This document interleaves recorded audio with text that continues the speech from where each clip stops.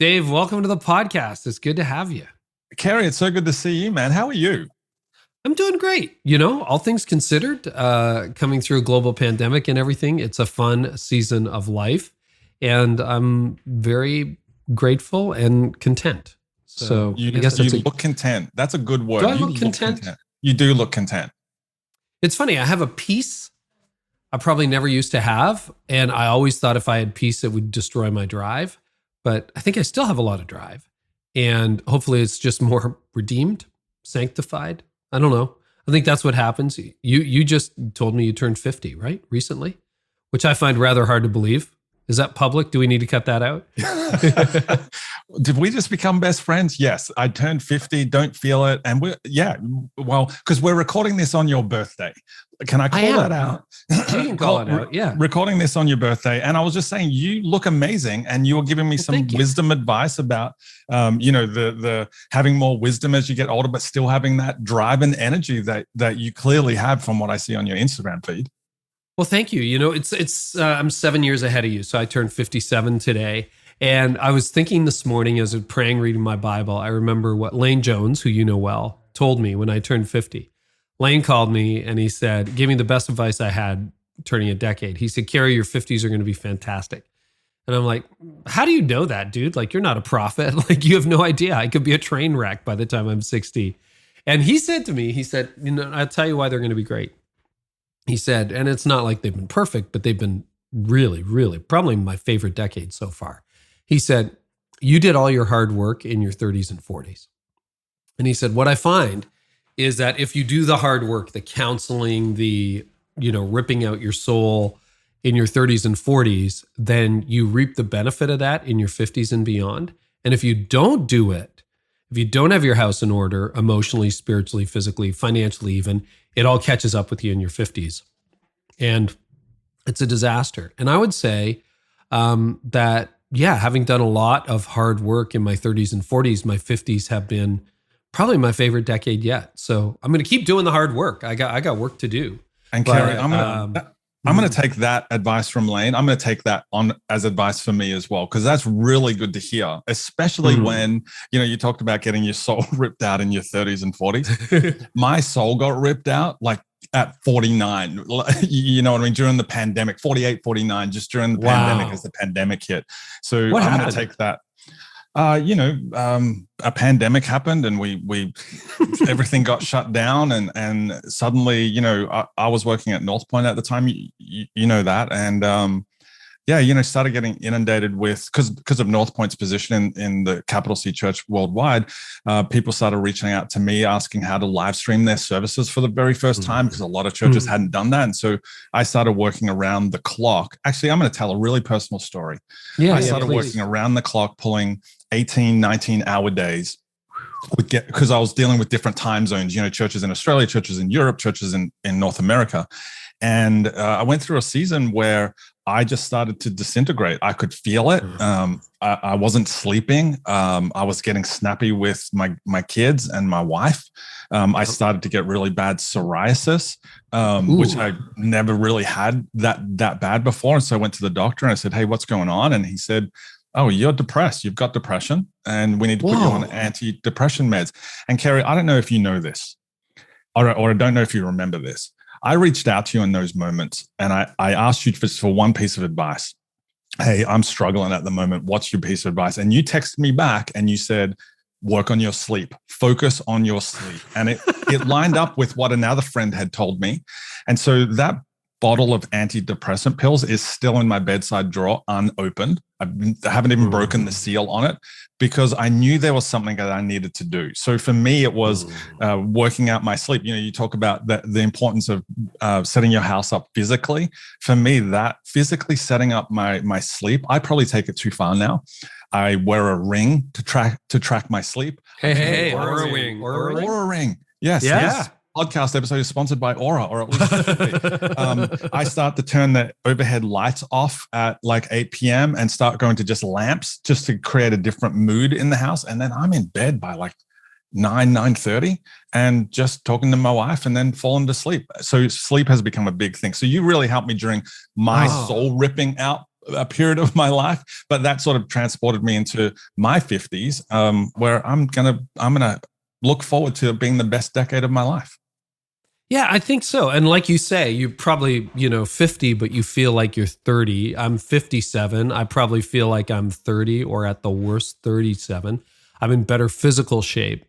There's a little more wisdom, I hope, by this point, and you get to reap what you sowed. I mean, the Bible talks about that, right? Let me drill down, because a lot of leaders got their souls ripped out. And it's funny because you kind of very similar thoughts. I'm like, I think I've taken this sleep thing too seriously because I talk about it incessantly. I tell friends about it, but I am convinced that so much. I'm reading, I haven't finished it yet, so hesitant to recommend, but I'm enjoying it. Stolen Focus by Johann Hari. Really interesting book I got a copy of. And, he's talking about just detoxing from all tech and how we've lost our focus. And Oliver Burkeman, 4,000 Weeks, talks about really for all of history, our rhythms were navigated by daylight, by sunrise and sunset, right? So you tend to get up maybe a little bit before the sun rises. You go to bed shortly after the sun sets. And part of that was you're sitting around an open fire. So that only throws off so much light. And then electricity and industrialization, that changed everything. And I'm trying to go back to a simpler way of life and to less technology in my daily life. Like I'm kind of losing interest in that very quickly, and the whole debate and rage. And going to bed early. And the pandemic has moved my sleep up from 6 or 7 hours a night to about 8 or 9 or sometimes 10 hours a night. And I would say I feel better. And the weird thing is, I've never worked fewer hours. I still work 40, 45 hours, but I've never worked fewer hours, never felt better. And I have a bigger reach. Like we're impacting more people. And I wonder, I can't say that as a promise. Like, I don't know whether it's causative, but I think it's correlative. In other words, they correlate because, when you're doing 19-hour days, you're not an AI, you're not a robot. Like you're a human being and you have a soul, and you can do that for a week. Like I did some super long days at the beginning of the pandemic, and you've got the multiple complications of time zone, right? When you're in the Southern Hemisphere in Australia. So when you're sleeping, this part of the world is awake, and when we're asleep, you're awake. So anyway, here ends the sermon. But I would continue to chase that down. I would continue to chase down sleep and rest and balance, because I think at that point, doesn't mean you won't be depressed, doesn't mean there's lots of things that can go wrong, but I feel like you have a level playing field. If you are rested, you then can say, okay, well, it's definitely not my rest. So now that I can look at this with a rational mind and open heart, what might it be? Yeah, I could not agree with more with your little sermonette there. Thank you. And isn't it ironic? You talk about doing less tech now, especially considering what we're talking about today, right? But I'm the same. Like I've changed in the past 2 years, completely changed how I use my iPad. That's only for creative work, not for work. The way that my home screen on my iPhone, the main screen has nothing to do with work on it. I've got all work in one folder that's 2 swipes over, so I have to go looking for it. You know what I mean? And we've got this box in my office, a wooden box that we put our phones into so they're away. They're completely away from us, and it's got a little tracking thing on it, so it kind of gamifies how little I use my phone. Yeah, I'm all about technology and leveraging technology in the church to reach more people and change more lives through technology. But I recognize I need that break. I need that break constantly. Otherwise, social media and technology, it should be part of your life, but it shouldn't be your whole life. So, I'm all about putting it down, turning it off, switching it as much as I can. And I try to do that at a set time every day, but I definitely do it once a week where it's just like, hey, this is my day where I'm not going to do that. One of the things that helped us Carey, I hope this is helpful. We in our family with my wife, Megan, our girls, we started talking about the difference between a rest day and a Sabbath. Sabbath is when we don't do anything, right? The rest day is, hey, I'm resting today. I'm not going to do as much, but if you need me to mow the lawns or if I need to empty the dish, I'm going to do all of those things. But if it's a Sabbath day, that's the day when, hey, I'm just going to lie on the couch and I'm just going to read and I'm going to take a day for me. So even separating those two things to help me wind down, that's been a game changer as well. I'm really glad we're talking about this, although none of this was according to plan. But I think this is really important for leaders. And it's a theme I'm noticing more and more in people I respect. John Mark Comer does a very similar thing. I think Rich Velotis was on here a while back, and he talked about rest day or preparation. I think that's even biblical. I mean, you're Aussie Dave, right? If people haven't made the connection, with all your devotions and everything. But you prepare for the Sabbath so you can celebrate the Sabbath. And I think day off work is not the same as a day off to prepare. And the lawn does need to be mowed and groceries need to be purchased and, whatever else needs to be done. One of the things, and I'd like to get your take on this, that I'm reading from people I respect, and Johann Hari would be among them, Cal Newport would be among them, Nir Eyal would be among writers who would argue this, that focus is becoming so difficult. The ability to think differently. I think as Johann Hari even said in his introduction, I hope to have him on the podcast, by the way, we're working on that, is that there'll be almost two classes of people.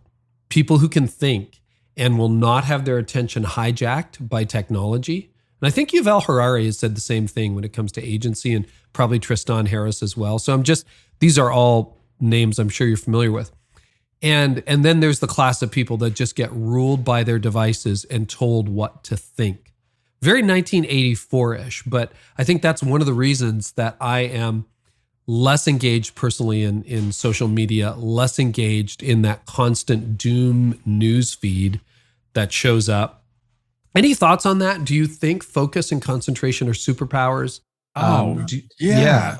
Like I think of all the books I've read in the past year, and it's like the Cal Newports, the Nir Eyalis, even Bob Goff's got a new book out, Undistracted. That whole, and as somebody who is easily distracted, I know that if I've got solid work to do, my wife even knows this. We share an office at home, and I will just say, hey, put my headphones in. And when I put my headphones in, and I use this app called Brain FM, and it literally, I can set a timer for it just to play drone music in the background, nothing with lyrics, nothing that I need to think about. It just sits in my head, and I can lock on for 90 minutes. And again, this is something that I learned from you, is keeping that block of time sacred, but then also when it ends and my app turns off, that's when I take a 5-minute break, take a 10-minute break, go for a really quick walk. It's that whole idea of how my calendar plays out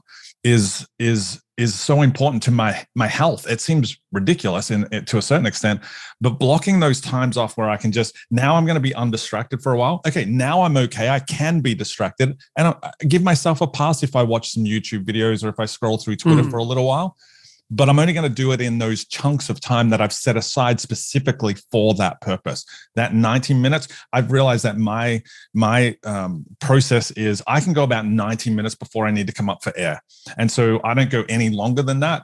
I make sure all of my meetings fit into that category as well. Mm-hmm. And I always structure out my calendar so that I've got those blocks of time. I think it was Cal Newport who first talked about this, right? Time blocking. And so I have a block of time that is just, recuperate, come up for breath. And that's just me walking around the house, making another cup of coffee, scrolling through Twitter. And I don't feel guilty about that anymore because I'm distracted at the time when I allow myself to be distracted. And then, the other key book, Carey, that changed my life is Why We Sleep, the book Why We Sleep. I can't remember who wrote that, but I got to read that.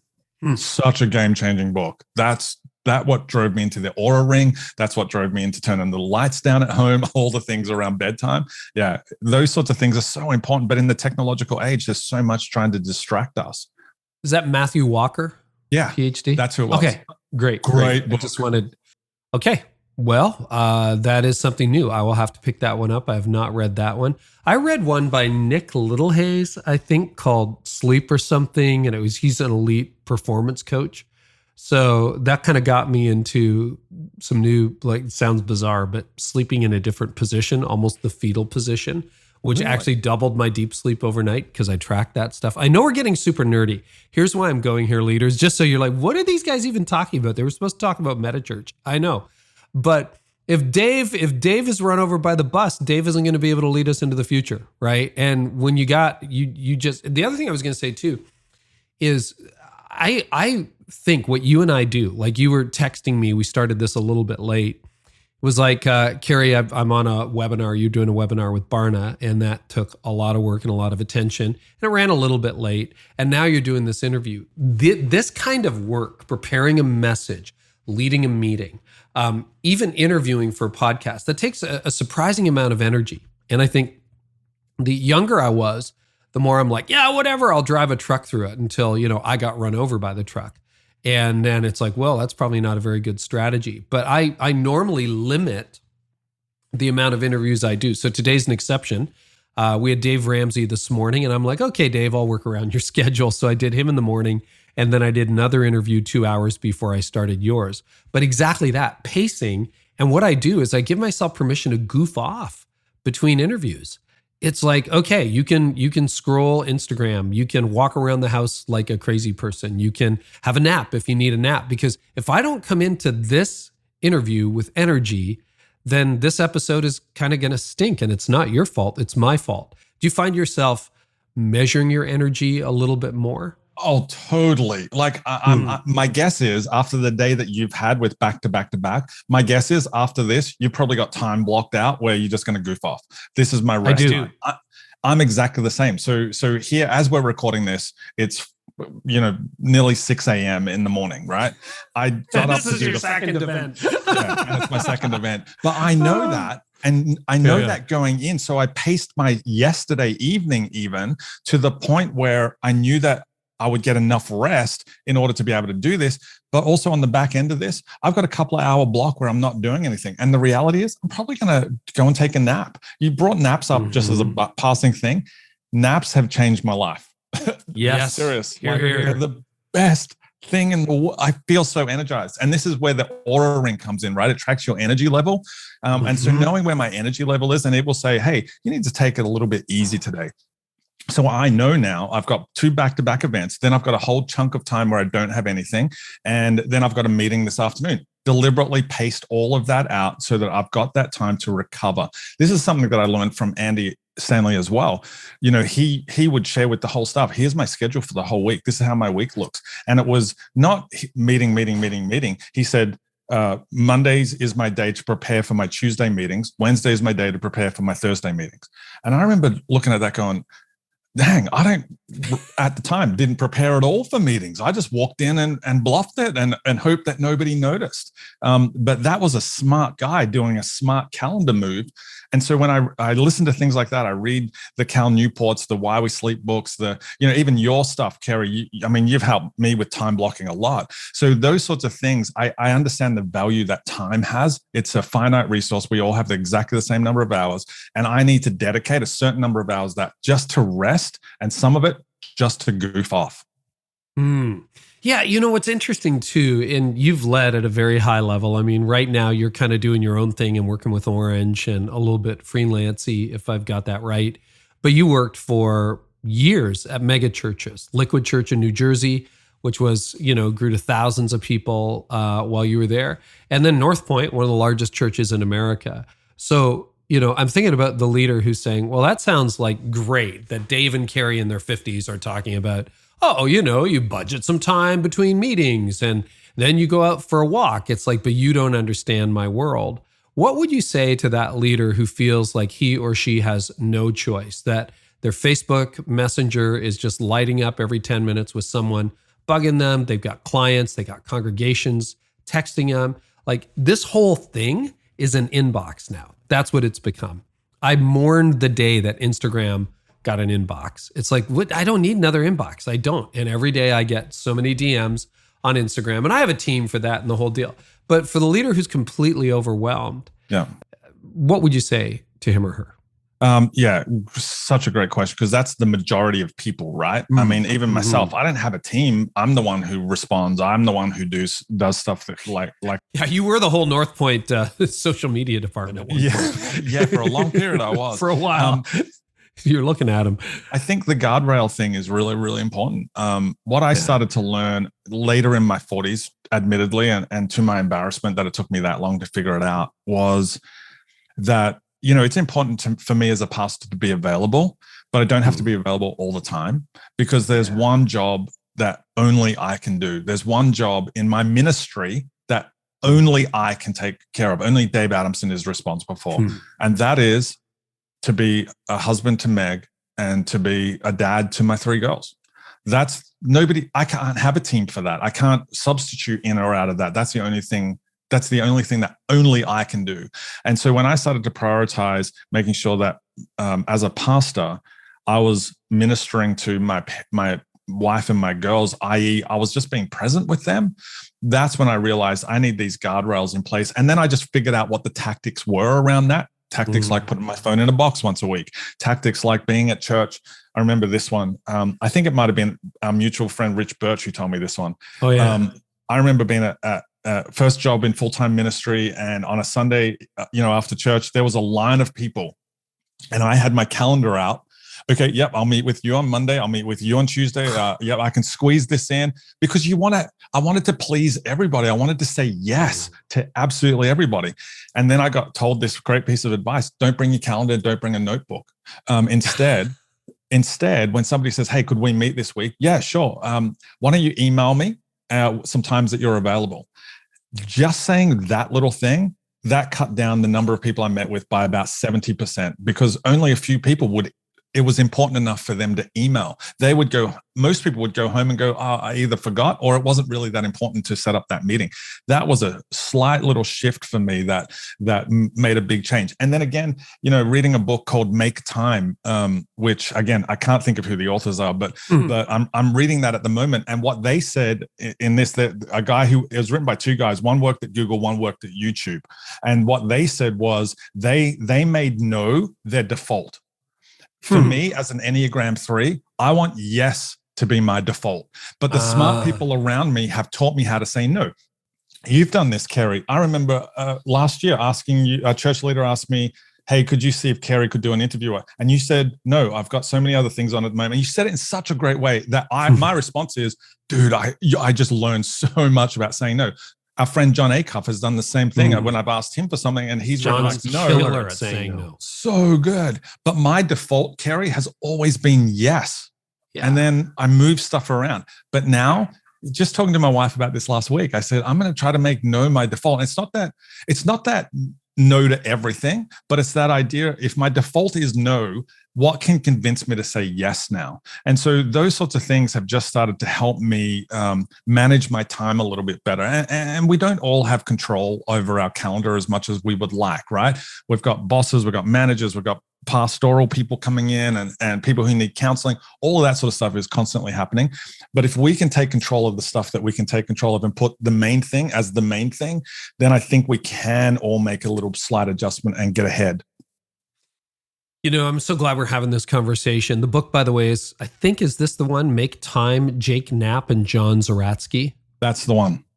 All right. I'm doing some Googling, which I rarely do when we're in the interview because I want to stay in the zone. You work so hard. No, this is good. I got to earn my pay. But it's funny because often talking about agency, we think we have no choice. So yesterday, I was coaching some real estate agents in New York City, Corcoran Group. Barbara Corcoran from Shark Tank, her company. So I'm doing some coaching, and she sold it a few years ago. But anyway, they made At Your Best Book of the Month. So I'm coaching them on a Zoom call, and I'm starting to get real estate questions. Well, like I've bought and sold one house in the last 25 years. I know nothing about real estate. So I'm like, hey guys, I'm just coaching you here.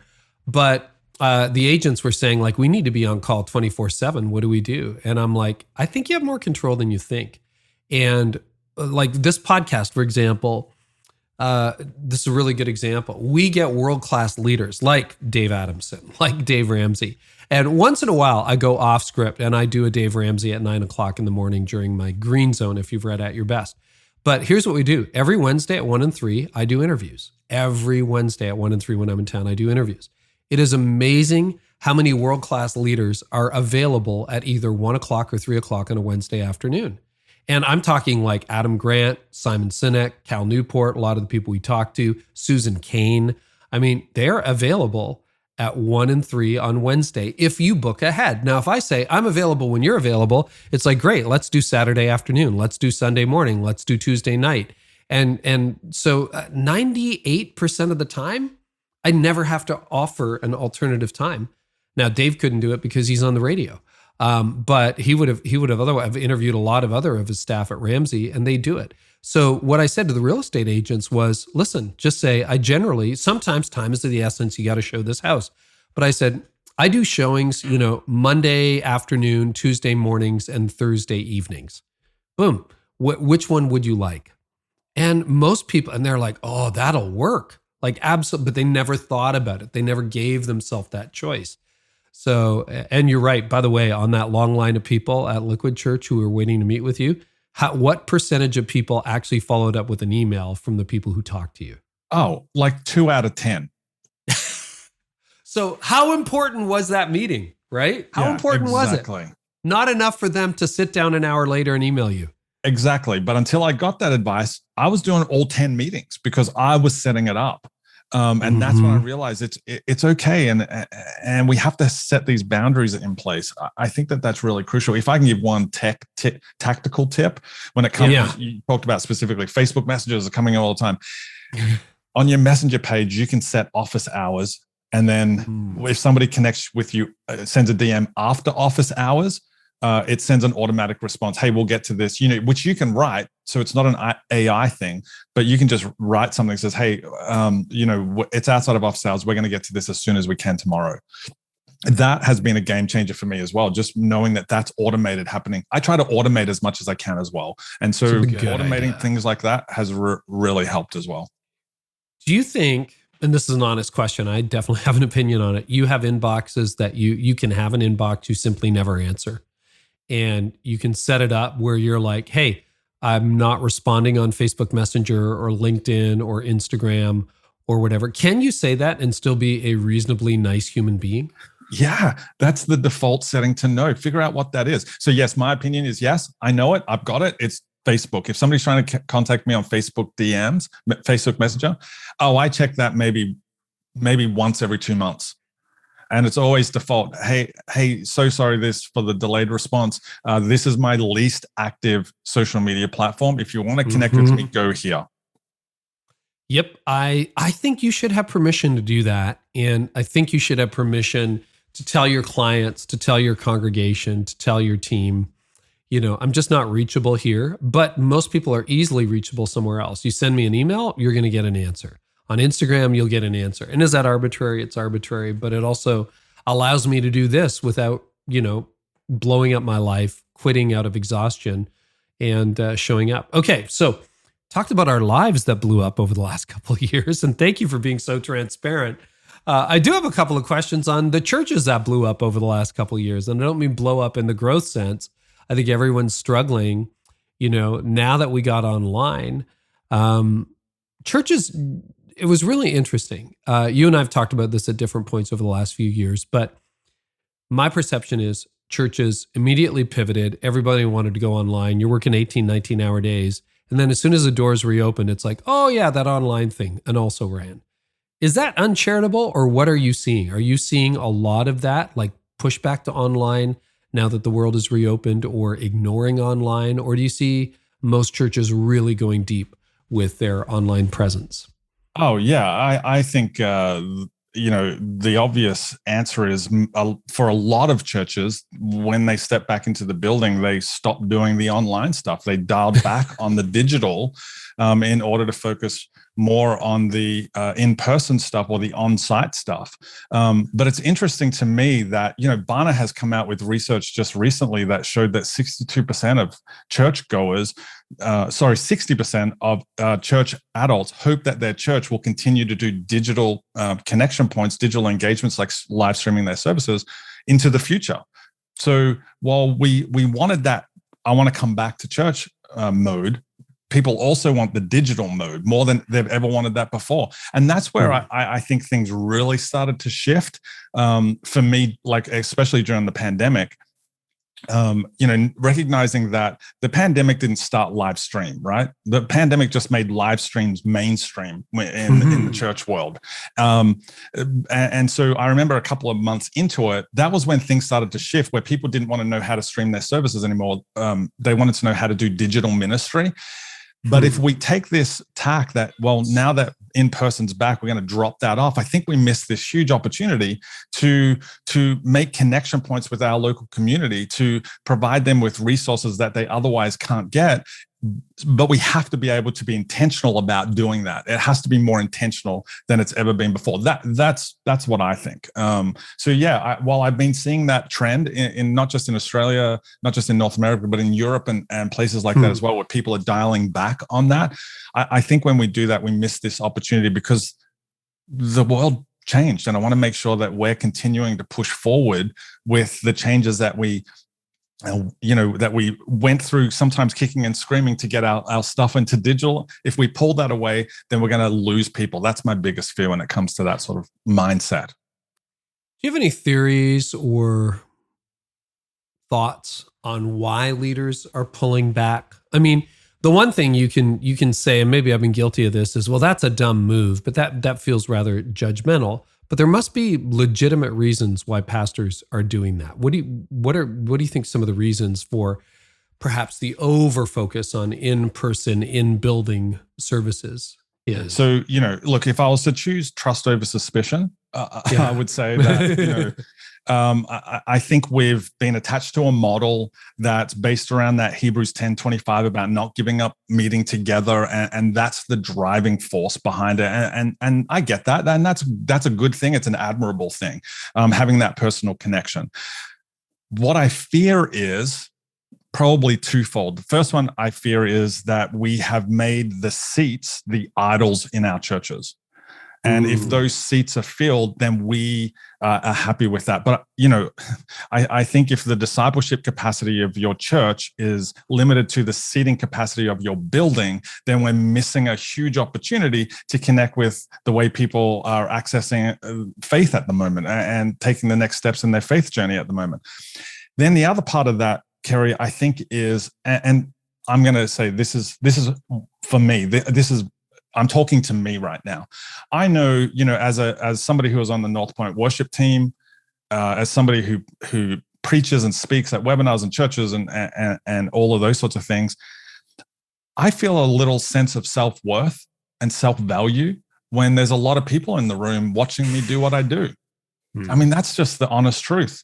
Like, so I'm speaking to me here. And I feel like if we get our sense of self-worth based on how many hands go up in the air during a worship song, or how many hands go up in the air when we do an altar call, how many people laugh at the opening joke of a webinar or a conference or a message or a sermon, then there's something broken inside of me. There's something broken inside of us. And so, I think that unfortunately that's a big part of it. But the reality is technology is not going away, right? It's not like Amazon's now saying, hey, you know what? We're going to not deliver packages anymore. We're going to get out of that whole online trade. It's not like, the supermarkets down the road are going to stop doing their online thing because they know that that's working.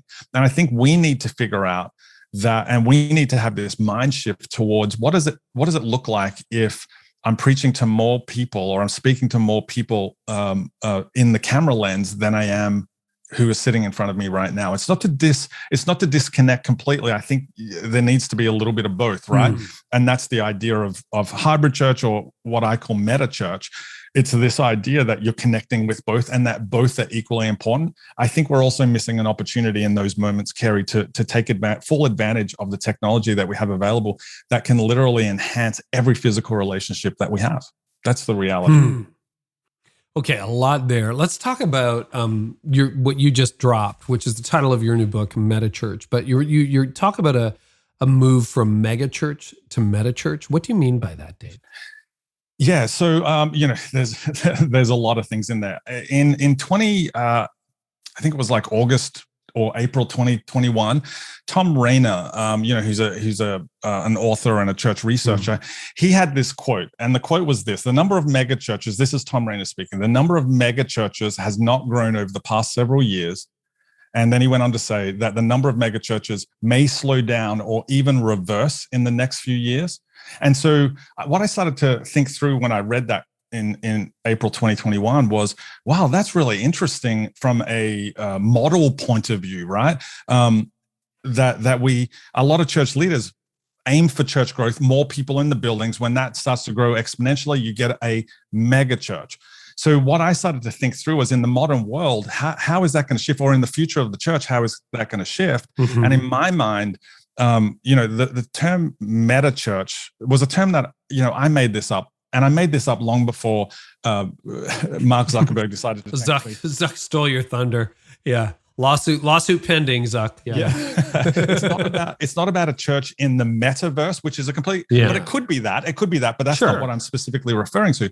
That word meta is a prefix, and it's a prefix that means a couple of different things. It can mean to transform or to change, as in metamorphosis, or it can mean to go beyond or be more comprehensive, as in metaphysical. And so when I apply that to church, the word church, meta church, is really a church that is transforming and changing its model in order to help it to go beyond the Sunday service, to go beyond the church building. That's what I see as a meta church. So, a mega church, and this is not please hear this. It's not that I'm anti-mega church. No, I worked at a couple of mega churches. It transformed my life. I still totally believe in that, and I love that. But a mega church is one expression of church with a large community. What I would say a meta church is multiple expressions of church community: in person, online, YouTube, podcast, virtual church, house church, all of those, church at work, during the lunch and things like that, but with one mission. And that mission is to go into all the world, preach the gospel, and make disciples. So a mega church is that one expression, which is great. A meta church is multiple expressions. That's how I would define the two. I think that's a great metaphor for what I think church could be, which really pokes at something I've been concerned about as well over the last couple of years. And that is, I think the last 3 years have revealed what I would call our building centricity. In other words, that if ministry is going to happen, it has to happen in a building owned or leased by the church. That somehow if it happens at your house, it's a little less real than if it happens inside the building, etc. Do you know why churches historically, or even in the current generation, have become so building centric? And then what is the downside of being so building centric? Carey, this wasn't on our list of questions. No, it wasn't. I'm sorry. Neither was the sleep tangent that we went on as well. I think that's a great question. Again, I want to choose trust over suspicion, but I think the reality is, why have we become building centric? Because first of all, there's a model that was built up that said this is the way quote unquote church looks, and it looks like it being in a building, which is, there's a whole first century outlook on that we could dive into as well. Mm-hmm. But I think then once churches own a building, there's a financial implication to that for sure, and churches need to start making sure that building's getting the proper use around it. But I think we miss a lot of things when we do that, and part of it is we miss the data. I mean, long before COVID hit, long before 2020, church attendance had either plateaued or was in decline. I mean, all the studies from Barna show that, right? And not just from Barna. Here in Australia, there's organizations like McCrindle who would say exactly the same thing, that it had plateaued or was going down. But what I noticed during that period, this is like, I'm talking 2017, was at North Point, our number of podcast listeners was going through the roof. Your audience on podcast was going through the roof. The number of people who watched our content on YouTube went up and to the right in a dramatic fashion around the 2018 mark, right? And so what I started to think through was, well, all the research told us that church attendance was decreasing. I actually just started to think it's not decreasing, it's decentralizing. We are moving it out of church attendance is not decreasing, it's been decentralizing. We're taking it out of that central location in a building, and instead people are starting to access our content more and more through podcasts, through video on demand, through YouTube, through social media, through live streaming. They're the things that people are accessing our content. So if they're doing that, what can we do during the week that will supplement that and bring them into our church community? Or what do we need to change about our broadcast model to connect with people who live within the context that God has, called us to serve in, that community that God has called us to serve in? I think this goes into the next part of the answer to the question. I think there's a philosophical change that needs to happen from that decentralized model. And it's not like that we're just throwing our hands up and saying, all right, we've got to surrender to this. I think it's happening anyway. But I think we also need to understand that Hebrews 10:25, let us not give up meeting together. I think we need to recognize, Carey, that in the first century, the only way to meet together was to meet together, like physically. But where we are now, we have this opportunity to connect with so many other people through different mediums like podcasts, like Zoom calls, like live streaming of services, like social media. And we need to recognize that those things are just as valid as meeting together in person. This is the crux of what I would call the meta church. And it's interesting to me. One of the things I think is super interesting. Malachi, we use that Hebrews 10:25 as that we have to meet together because this is what the Bible says. Well, okay, in Malachi it says, bring your full tithe to the storehouse. So we have to bring it to us. It's not like churches are saying, hey, we only accept tithing if you bring cash and put it into the app. No, we're all like okay to accept Push, Pal, Tithely, Venmo, Beamer, you name it, right? We're more than happy to accept those things. So our thinking changed around that. I think it needs to change around this as well. And we need to start to understand that people connect with God and people express their faith in the community in different ways, and not be scared of that, not be scared of the idea of innovation, but actually to lean into it a little bit more and to start pushing at how can we be more innovative as church leaders. But I think, unfortunately, we kind of have a fear of innovation. Yeah, and the other point too is that when Hebrews was written, there were no church buildings. Everybody met in homes. It was all decentralized. I love the idea, and I think this is so good. And this would be fun to test it with data, maybe have data, I don't know, but that church attendance isn't decreasing, but decentralizing. Because I think if people look at, we were 100 people before, we were 1,000 people before, and now we're 40% less. But in that church of 100, there's probably 60 engagements somewhere along the course of the week on Instagram or whatever. And in the church of 1,000, might be 600 engagements along the way. This is another question that none of this interview was pre-planned, or the pre-planned one has gone out the window. But you've obviously led a ministry at national levels before at North Point, and that's when you tend to see tens of thousands or millions of views or listens or whatever. But for the average church with 100 people in it, what does success online look like? Like, when they look and they say, oh, that post got 11 likes, or this video got 17 views. Is that failure? Is that success? Like, how do you adjust the metrics if you're not Judah Smith? Yeah, that's such a good question. And it taps into something that I think is super important, it's this comparison that we make, right? We fall into this comparison trap of, well, Carey Nieuwhof has this many listeners on his podcast and mine's only getting 11. And so we start to make that comparison. And I think we need to shift our thinking primarily around that. And there's a number of different ways that we can do that. For me, what it boils down to is, and this is a philosophical change that I had even when it comes to online, right? My theological view of online church shifted. I first started as an online pastor in 2008, which seems like so long ago now. But I remember in the early days, we would stream services, and what I was reporting back to my leadership team was we had 71 countries, people from 71 countries watching, and we had 5 people in Iraq, and my view was, because it's the internet, this is a worldwide audience, this is a worldwide platform, and they're the things we celebrate. Then I get to North Point in 2013. And as I'm like leading through the online space at North Point, the bump up that I kept having was, Andy kept talking to me about, hey, I've got this. Essentially, I'm paraphrasing, okay, but essentially he would say, yeah, I've got this. I've got a worldwide platform as a communicator, but as a pastor, I'm called to serve the people of Atlanta. And as an Australian on staff, I was frustrated by that because I wanted to make sure that people in Australia, people in New Zealand were hearing from Andy as well.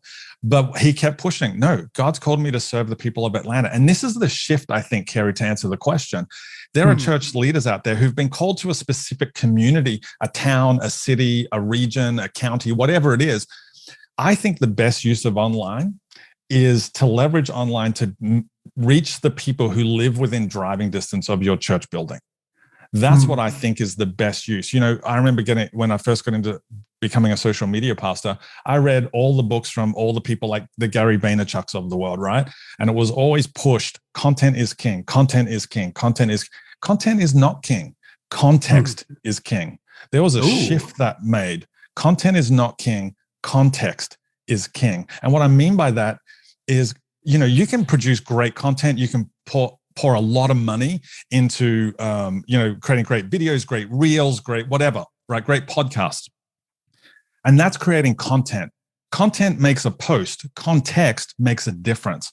By context, what I mean is the thing that the pastor who's in a small town in rural America, the only thing that they can do that Craig Rochelle, Andy Stanley, Judah Smiths, Levi Luskos, all these big pastors can't do is meet the needs of the people who live within their community because they know the needs of the people who are in their community. That's the context piece. So if you're at a church that's 100 people and you know that, hey, there's a lot of parents who are having struggles at the moment because of the teen problem in your local town, stop streaming your services and start putting out content that helps the parents deal with that issue. I think one of the most innovative things some churches could do is to stop streaming their online services and instead pour their time and energy into making content that meets the needs of the people in their context.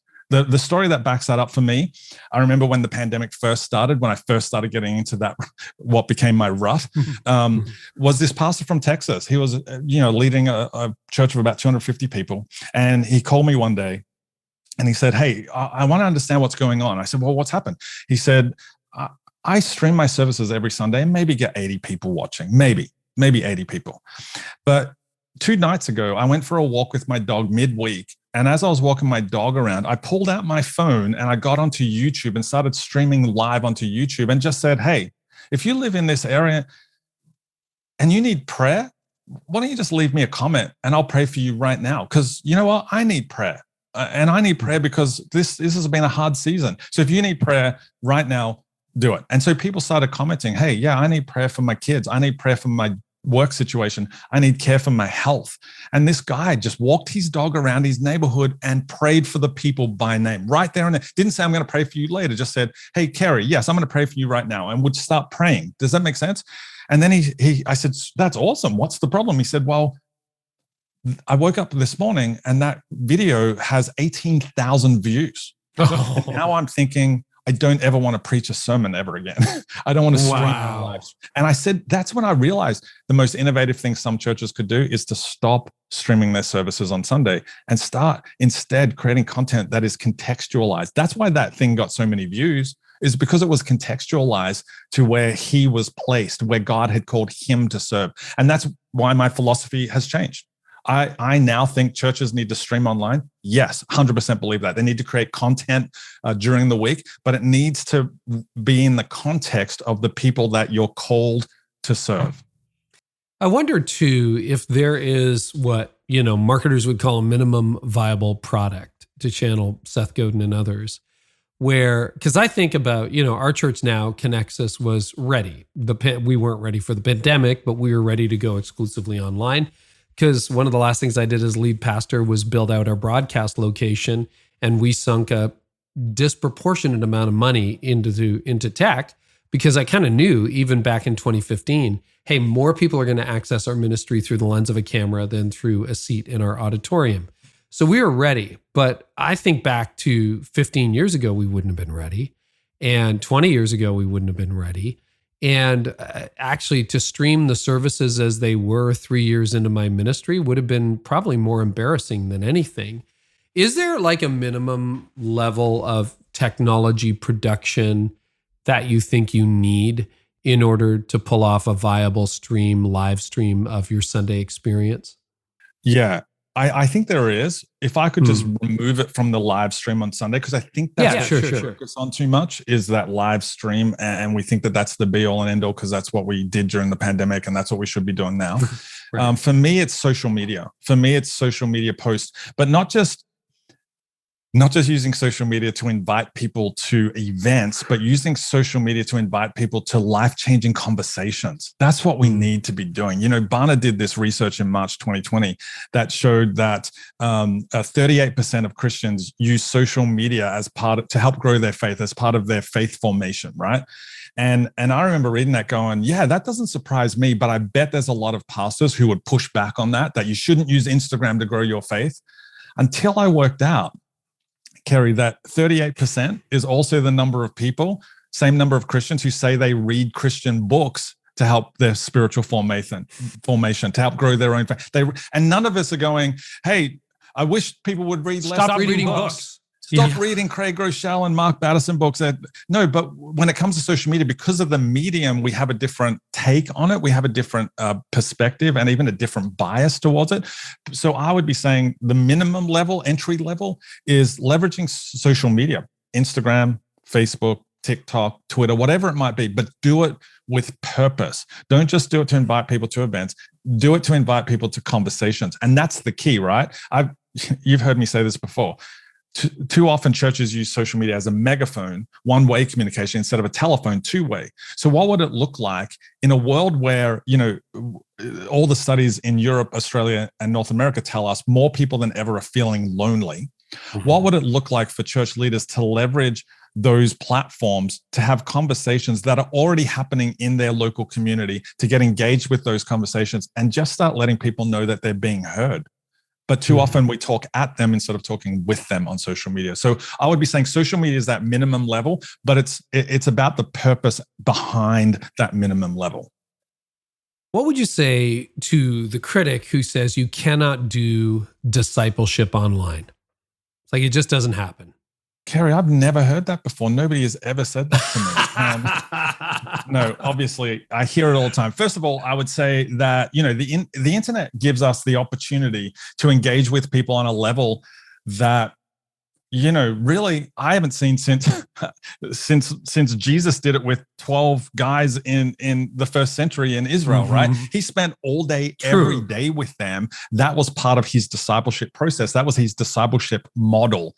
Our discipleship model is, come to a 12-week discipleship class and then you're a disciple and do it once a week. Like, that's such a stretch from what Jesus modeled to us. So I would say technology allows us to maintain at least a higher level of connection if we use it with purpose. Now, to be super clear, I 100% believe that two simultaneous things are true, right? Physical relationships are the catalyst for discipleship. The other thing that's true, physical relationships are enhanced through digital connections. That's the reality. Look at my relationship with you, Carey. It's usually you and I texting or DMing each other, right? And I don't feel disconnected from you jumping on a call like this. Like, it's like continuing the call. No, we just caught up where we left off and we're in a room together. Well, in the old days, once or twice a year. And these days, hopefully at some point soon. Yeah, exactly. So mobile devices, these things, they're become a natural extension of our daily life. And all the research tells us they're also becoming a natural extension of our spiritual life as well. The onus on us as pastors is to turn this cell phone, for those of you listening only, I'm holding up my iPhone right now. We have to turn this from a tool of distraction into a tool of discipleship. If we can start to figure out ways to do that, then we're going to be able to use 21st century technology to fulfill Jesus's first century mission of making disciples. And here's the interesting thing. I outline this in my book, in a whole chapter in my book. There was a study done by Stanford University in 2020 that found that people are actually more honest online than they are in person. Fascinating. Now, Barna then later that year backed that study up by saying that 87% of Christians who participated in online discipleship programs, such as courses, webinars, small groups, things like that, actually described it as a safe place to speak openly and honestly. We all think that people hide behind profiles on social media and online now. But that was years ago. Right now, studies all indicate that people are more honest online. So as a pastor, if I'm discipling somebody, I'm going to have that physical connection for sure, because that's the catalyst for discipleship. But I also understand that I can't be with that person or the people I'm discipling 24/7, but I can stay connected to them through online mediums like Twitter, Instagram, YouTube, podcast, text messaging, like little things like text messaging. Again, we often don't count texting as a form of discipleship or as a form of technology that we can leverage. But I would argue texting is the most intimate online platform there is, because you really only receive text or send text to the people who are really close in your close circle of people. And the interesting thing is the open rate on a text is 97%.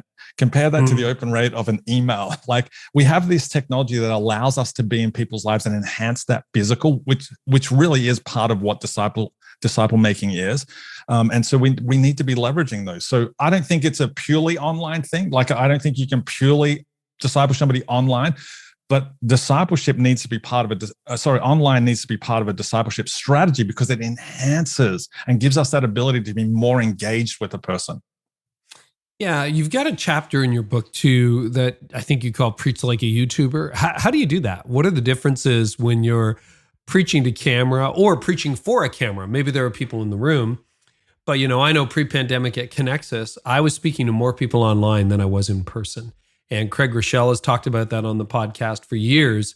He kind of preached to the lens. He didn't preach as much to the people in the room. How do you preach like a YouTuber? Yeah, so the reason I think YouTube and YouTubers are so important in coaching and training us as pastors in ministry, or as leaders who need to give a talk at a webinar or a conference or things like that, is that, first of all, they're talking to a wide demographic of people, right? I mean, you look at the demographics of YouTube and they're quite surprising. 95% of people 18 to 29 use YouTube regularly. 91% of 30 to 49-year-olds regularly. 83% of 50 to 64-year-olds use it regularly. Like, there's no platform that's as broad demographically as YouTube.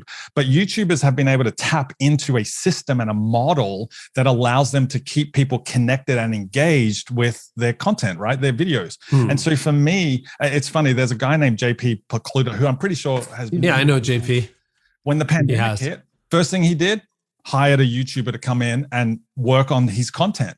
And so I remember listening to that podcast episode and then reaching out to JP and talking to him. I actually reference him in the book because I had a conversation with him about this. And he said that he would be sitting at home watching himself preach during the pandemic, because they'd pre-recorded. His two boys were sitting on the couch, his kids were sitting on the couch with him, and he was on TV telling a story about them, and they were just glued to their screens watching YouTubers. So he started to process, what is this thing? So yeah, I think there's a lot that we can learn as communicators from YouTubers. And the main one I always push is this idea of a hot intro, HOT, a hot intro, which goes against so much of what we're taught in seminary about how to preach. That H stands for hook. What is that thing that is the hook in the water that's going to get people to listen? And usually most of us have this. We do have it because as pastors, we're writing messages that meet a felt need. So what is that felt need? Call it out right at the top. To that question. Andy Stanley's so good at this. You're really good at this when I listen to your messages. It's that asking that question at the top that gets people engaged. Hey, have you ever wanted to know what the purpose of life is? That's a good example, right? Or even saying, hey, we all have difficult people in our lives. What's the best way to deal with them? Like, it's that hook in the water. So that's what the H stands for. The O stands for outcome. What is the audience going to take away from this? Again, this is one of those things that as pastors, I think we get taught to hold that till the very end of the message, 37 minutes in, but people have to get through 37 minutes to get to what the main point is. Share that main point right at the start. Tell them why they should listen to the end. And that's as simple as saying, in this message, I'm going to give you 3 life hacks that are going to improve your relationship today. That's the outcome. Here, hey, do you struggle with your relationship with your spouse? Well, by the end of this message, you're going to know 3 things. Again, you hear YouTubers do this all the time. I'm saying we should switch that around as pastors and start giving the outcome. So I've done things like, today I'm going to give you the secret to avoid being the person people think of when they think of mean people. I've used that. That's a message that I've spoken. And I give that away in the opening minute to 2 minutes. So H, hook, O, outcome. T stands for that transition. Andy Stanley talks about this a message is often won or lost in the transition, how you transition. So the T stands for just transitioning into the main piece of the message. It might be saying things like, to do this, I'm going to tell you a time about when my family and I fill in the gap, right? So the hook is, here's the common thread, that the common feeling, the common need that we all have. The outcome is, here's what I'm going to tell you. The outcome might be, today I'm going to tell you 2 things that Jesus said about money that's going to transform your life. It could be simple as something like that. And then you move into, and the reason why is because it helped me when I was broke and downcast. Like, that's the transition piece. So that hot intro for me is one of the things I talk about in the book, about how pastors can preach like a YouTuber. You look at somebody like Mr. Beast, right? One of the biggest YouTubers on the planet. That guy puts all, and I've watched him, and I've watched him do seminars on this. He puts most of his energy into the opening 3 minutes of a video in order to create a hook that makes everybody want to lean in, provide people with an outcome so that they want to watch to the end, and then transitions into the actual storytelling part of the message. Isn't that interesting? That's from a guy named Mr. Beast. Mr. Beast, who I think is in his 20s, right? Like, he's super young, 22, 23. 21. And he's figured out how to communicate with other 20-year-olds. Isn't that something as a pastor worth us standing up and taking notice of, considering the way that 20-somethings are dropping off? We need to learn. I think we can learn so much from YouTubers. I wonder if that actually challenges one of the old assumptions that I was taught, which is you have their attention. And you're right. When there's no internet, when they're in a room for an hour, you have their attention. The win is not to lose it in the opening, but that is not true online, and it's probably not true in the building. If people now are like, I have options, and everybody has seen their options over the last few years, it's like, I don't have to be here.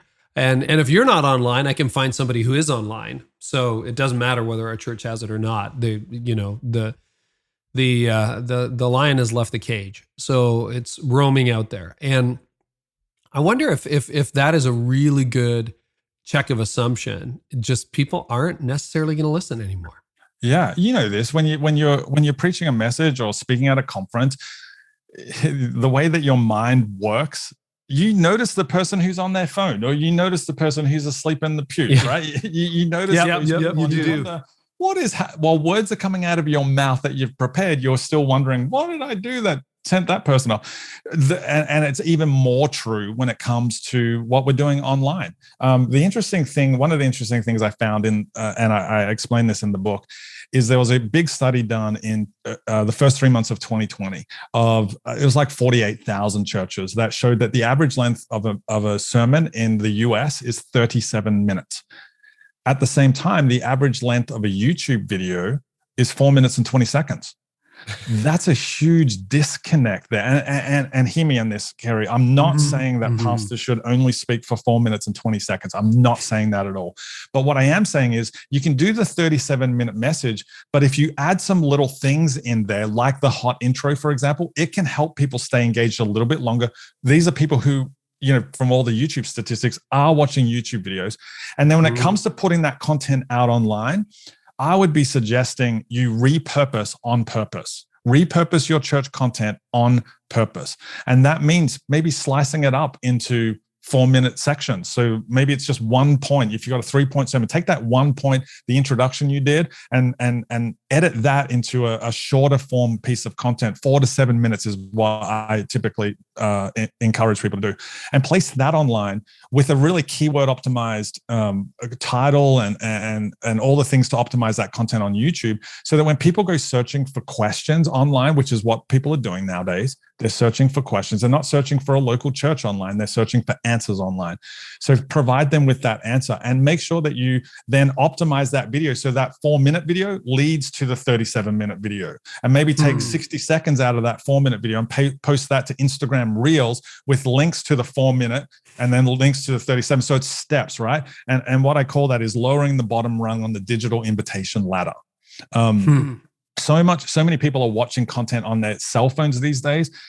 We as church leaders can't expect them to watch a 37-minute message on their iPhone. It's rare that that's going to happen. Not going to happen. They will watch a 1-minute video if that's got a call to action to watch the 4-minute version. If the 1 minute connected with them so well, like because it spoke to their context, then they're going to watch the 4-minute version. If that speaks to their context, then they're going to watch the 37-minute version, and then they might go on to watch the whole playlist. They might come on to watch a live stream of your service. And if they live within a driving distance of your building, which is what I would hope for, they might end up coming into physical community. That's a meta church approach to church. No, it's good. And I want to nerd out for a second. Let's talk about titling. For years, I really enjoyed cryptic titling, or you would call it something ambiguous like a hard day, or the sun wasn't shining anymore.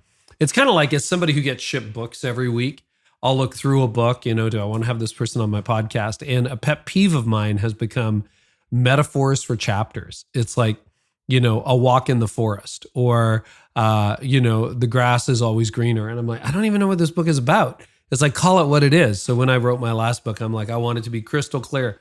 When you're in the airport and you're flipping through and you're like, why it's so easy to fall perpetually behind. I know what that is. How to stop interrupting yourself. Like, those are chapter titles I took that were supposed to hook people.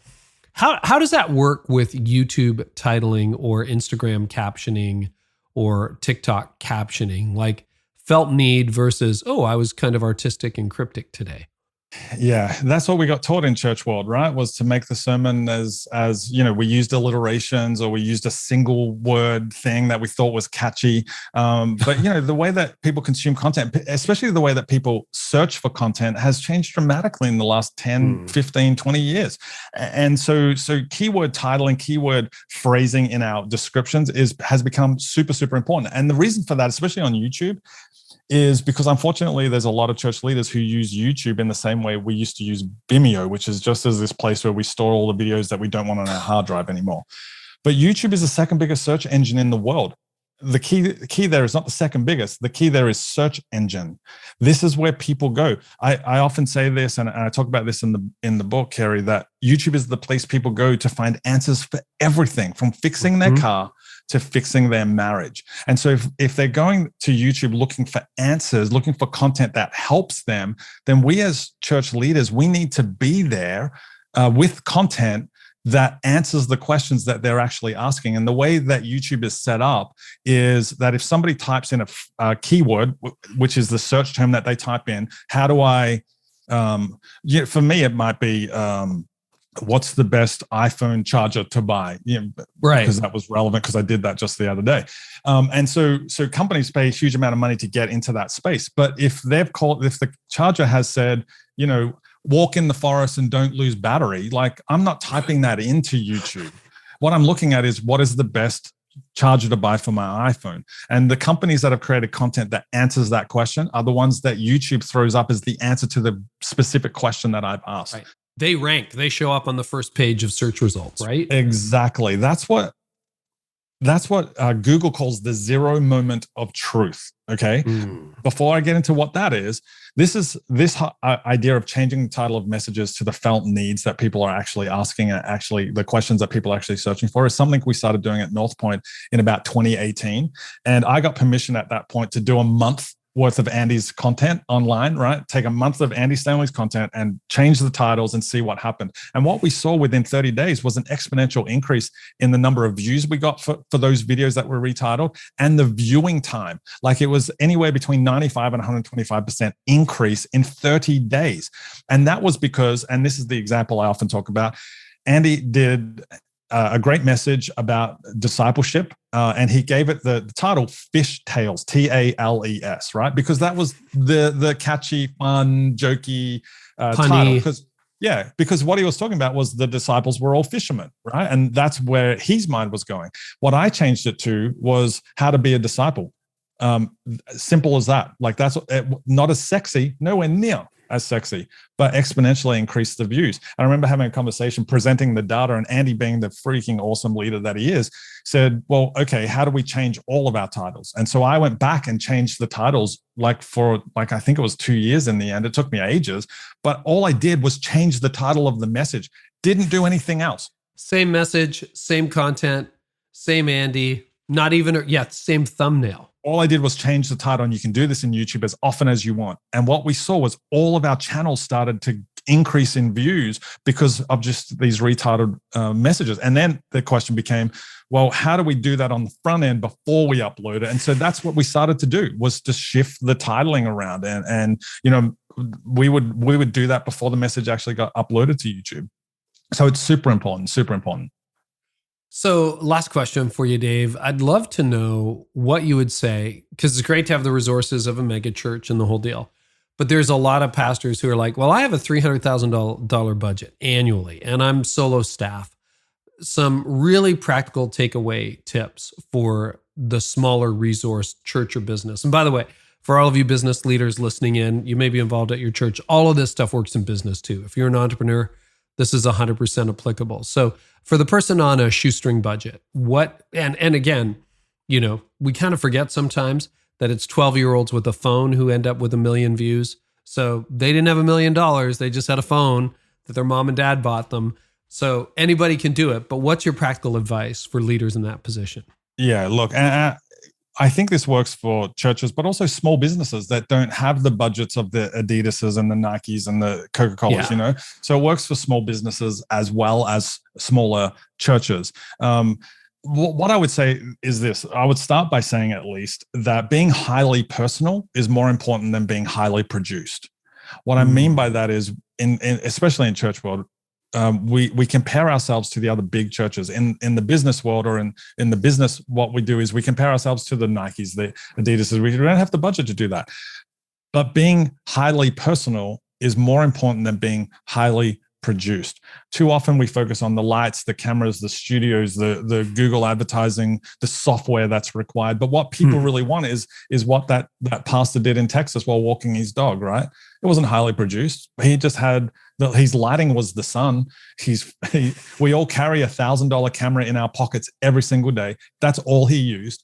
And he became highly personal. That's where it started for him. So I think that's a really good example of the idea that highly personal is more important. And in fact, I wrote Meta Church with the smaller church in mind. 99% of the strategies and the systems that I outline in the book are completely free.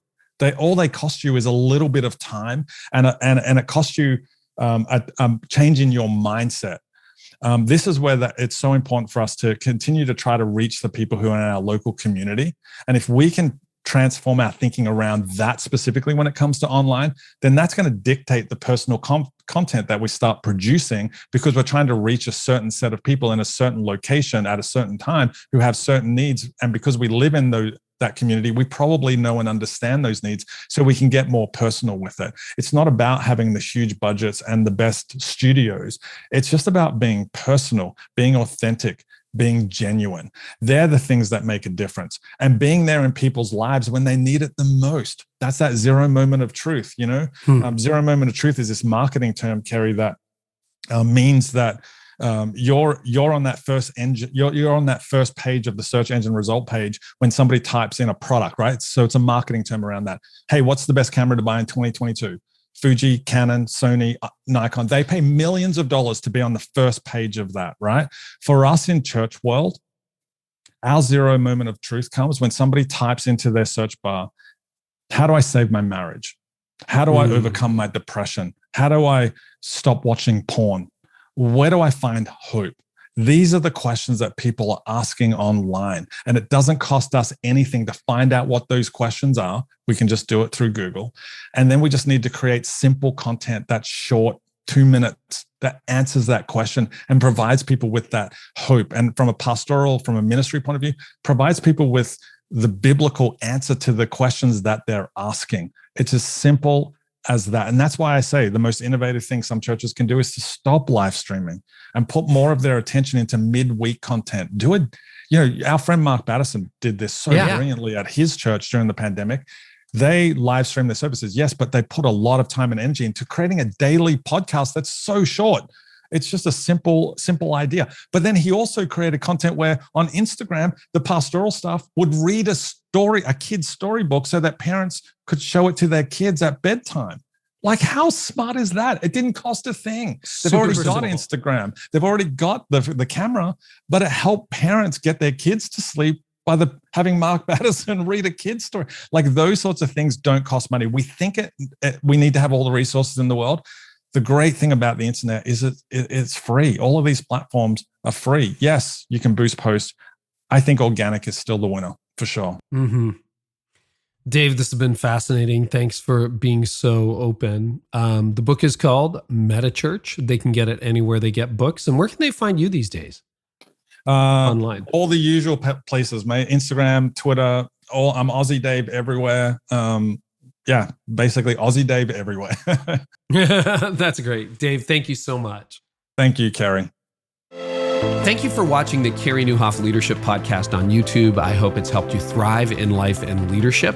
And if you haven't yet checked out the Art of Leadership Academy, inside you'll find everything you need to lead, grow, and run a church. And now, a word from our sponsor, Belay.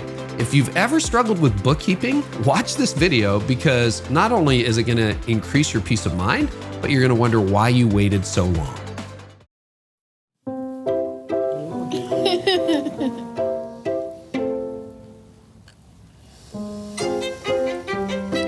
Dan, it's tax season. I still need all of your vendors' W-9 forms from last year. Here. That's nice, sweetheart. Bet I'm not thirsty. Whoa. A Belay bookkeeper? Really? Is that where we are now? I took care of the forms for Dan this morning. They are already in your inbox. Oh. So, Okay. let's let them enjoy their day. Never miss a moment. Leave the tea. Modern Sit staffing down. from Belay. Great, please. You know there's not even any real tea in there? Oh, well, she's a young girl. Let her have fun. Have fun today, sweetie. Get out. Go. You are being ridiculous.